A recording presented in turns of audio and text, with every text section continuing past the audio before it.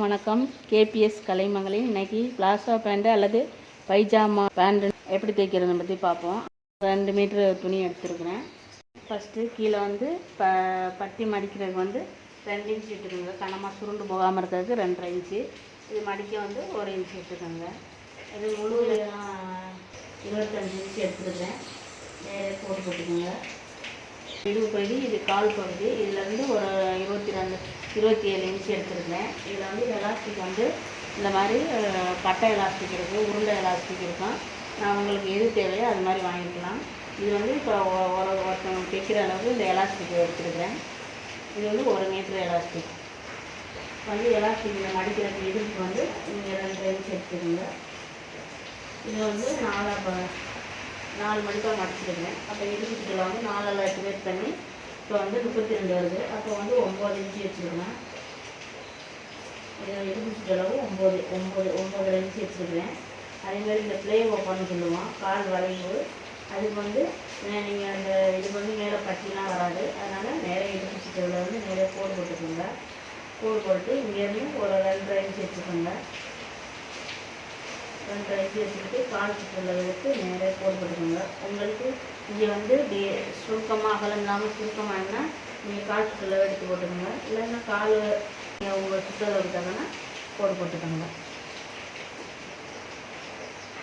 இங்கேருந்து 1 இன்ச்சு வச்சு நீங்கள் வந்து இந்த வளைவு போட்டுக்கோங்க.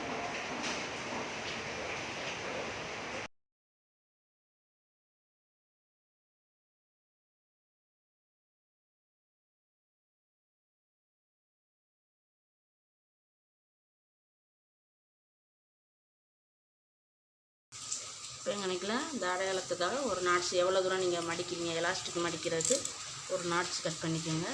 இங்கே கால் கீழ் பாகம் வந்து தைக்கிறதுக்கு ஒரு நாட்ஸ் கட் பண்ணிக்கோங்க. இங்கே வந்து நல்லா 2 மடிப்பு நல்லா மடிச்சிட்டிங்கனாக்கா கால் கீழ் நடக்கும்போது சுருண்டாமல் இருக்கும். எது ஃபஸ்ட்டு தைக்கிறீங்களா இந்த வளைவு ப்ளே ஓப்பன்னு சொல்லுவோம். இந்த வளைவில் வந்து இப்படி கோடு போட்டுக்கோங்க. கோடு போட்டு இதில் 2 தையல் தைச்சு இன்னொரு தையல் போட்டுக்கோங்க. 2 தையல் போட்டிங்கன்னா சைடு அடித்தாச்சு. அடுத்த சைடு வந்து நீங்கள் ஃபுல்லாக அடிக்கக்கூடாது, ஏன்னா எலாஸ்டிக் மாட்டணும் ஒரு சைடு. அதனால் இந்த அளவுக்கு இந்த மடிச்சிருக்க அளவுக்கு கட் பண்ண அளவுக்கு இதிலிருந்து தான் அடிக்கணும். இந்த வளைவில் இப்படியே 2 தையல் போடணும்.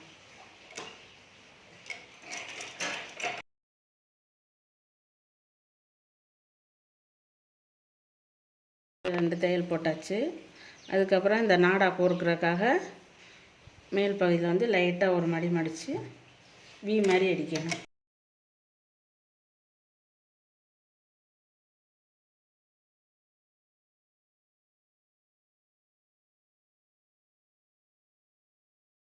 வி மாதிரி ஃபஸ்ட்டு அடிச்சுக்கணும்.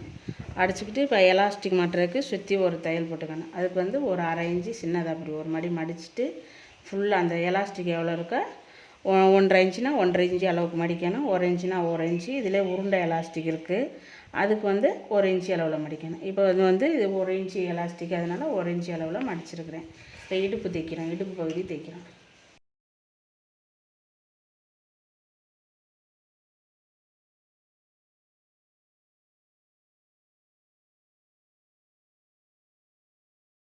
இது இடுப்பு மடித்து தைச்சாச்சு.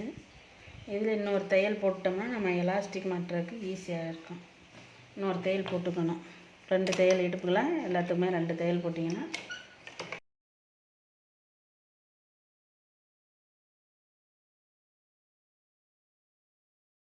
கீழ் பக்கம் மடித்து தைக்கணும். இங்கே நாட்ஸ் கட் பண்ணியிருக்கோம்ல, அந்த அளவுக்கு நீங்கள் கேன்வாஸ் வச்சுக்கலாம், வச்சும் தைக்கலாம்.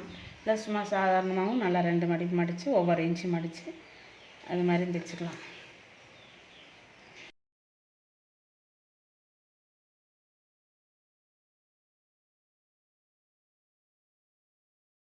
இப்போ கால் 2 பகுதியும் கீழே கட் தைச்சாச்சு. அதுக்கப்புறம் சென்ட்ரு பகுதியில் உள்ள தையலும் இது 2ம் கரெக்டாக இருக்க ஒரு ஊக்கு ஏதாச்சும் இப்படி போட்டுக்கலாம். போட்டுட்டு கால் சுற்றளவு எவ்வளோன்னு பார்த்துட்டு அந்த கால் சுற்றளவு ஓரத்துலேயே ஒரு 1/2 இன்ச்சு அளவில் தைச்சிட்டே போக வேண்டியது.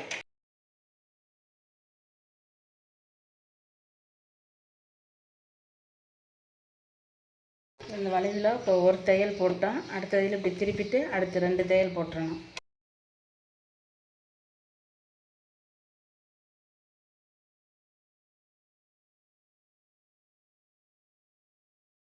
பைஜாமா பேண்ட் ரெடி ஆயிடுச்சு. எல்லாமே தைச்சி முடிச்சிட்டோம். தைச்சி முடிச்சுட்டு இப்போ எலாஸ்டிக் போட்டுக்கணும். எலாஸ்டிக் 2 சைடு மாட்டியாச்சு. நீங்கள் எலாஸ்டிக் மாட்டி பின் பண்ணையில் இப்படியே ஊக்கு இது மாதிரி சமமாக அப்படி வச்சிங்கன்னா வராது. அதனால் இப்படி ஒரு மடிப்பு, இங்கிட்டு ஒரு மடிப்பு வச்சு அதுக்கப்புறம் இப்படி ஊக்கு மாட்டி நீங்கள் ஊக்கு மாட்டி அந்த பட்டிக்குள்ளே வந்து அந்த எலாஸ்டிக்கை மாட்டி வரணும். அப்போ தான் மாட்ட வரும். இல்லாட்டினா இது மாதிரி ப்ளைனாக இப்படி இருந்துச்சுன்னா சமமாக இருந்து இப்படி மாட்டினீங்கன்னா மாட்ட வராது. இது மாதிரி ஒரு சைடு இப்படி மடிச்சுக்கணும். இப்படி முக்கோணம் மாதிரி மடிச்சுக்கிட்டு அதுக்கப்புறம் பின்னை குத்தி அப்படியே சுற்றி எலாஸ்டிக் இழுத்து வரணும். இப்போ எலாஸ்டிக் மாட்டியாச்சு. இப்போ எவ்வளோ இடுப்பு ஸ்டோர் வரணும், ஒரு 1/2 இன்ச்சு கொஞ்சம் எலாஸ்டிக்கை லைட்டாக தள்ளி வச்சு இப்படி உள் பக்கமாக வச்சு எலாஸ்டிக் தெரியாமல் உருவிக்கிறாமல்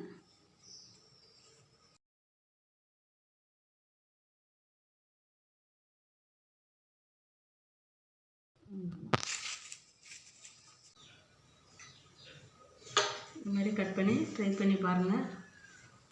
பிடிச்சிருந்தா சப்ஸ்கிரைப் பண்ணுங்கள், லைக் போடுங்க.